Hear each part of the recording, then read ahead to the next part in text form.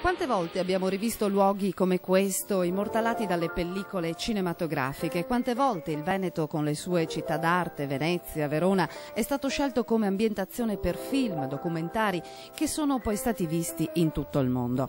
Un patrimonio che, soprattutto in periodi come questo, potrebbe divenire una vera e propria risorsa economica per il territorio.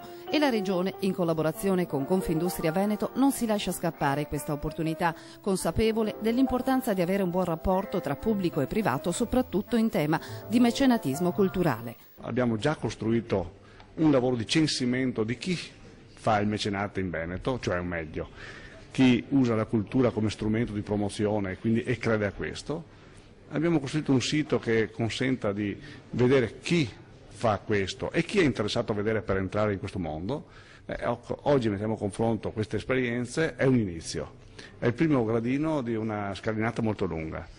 Ma siccome il Veneto è una terra creativa, siamo sicuri che arriveremo anche questa volta in cima alla montagna. Il vicepresidente ha inoltre sottolineato l'importanza di una stretta collaborazione tra la Regione, il sistema dell'impresa e i produttori cinematografici per avviare attraverso il cinema specifiche azioni di valorizzazione del Veneto sia sotto il profilo paesaggistico che culturale.